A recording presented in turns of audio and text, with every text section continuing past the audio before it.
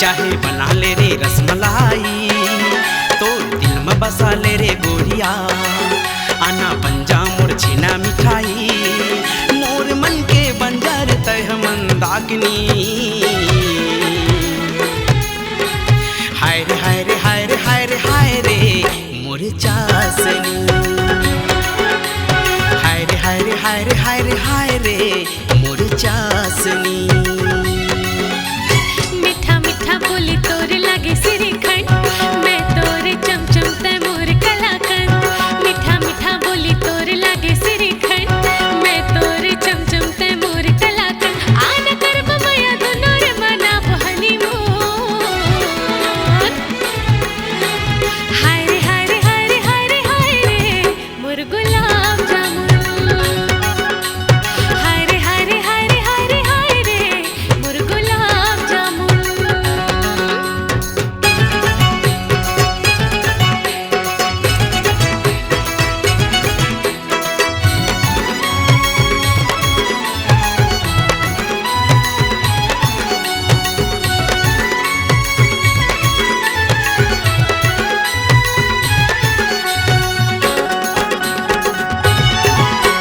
कमर तोर हावे गोरी निचट पतली, दिखे मरे हावे जैसे काजू कतली।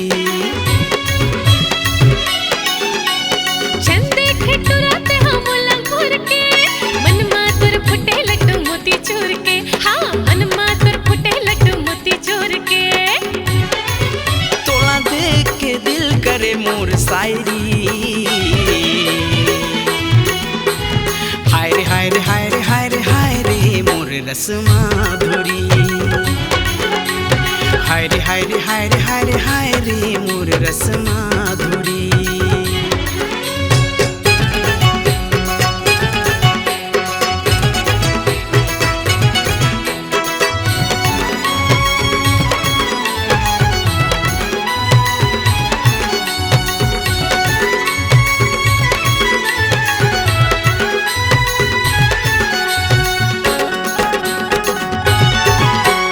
काकर ही दुनिया बोला डर नाही, नहीं मोर रबड़ पेड़ा पालो साही।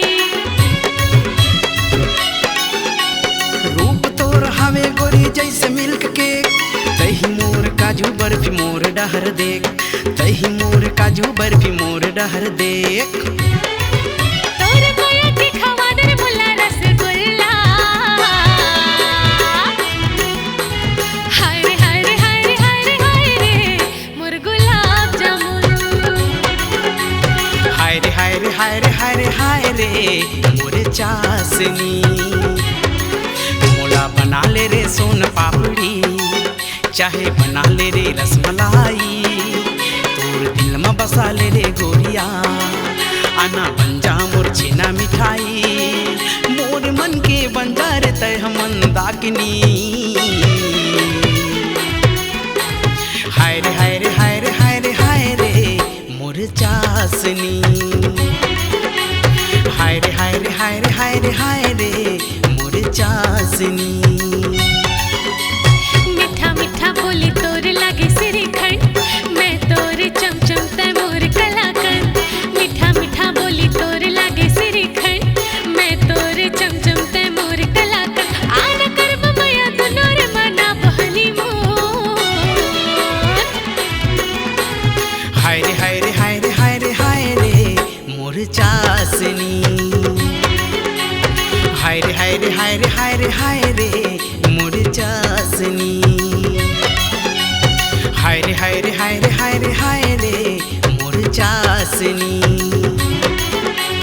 हाय रे हाय रे हाय रे हाय रे हाय रे मोर चासनी।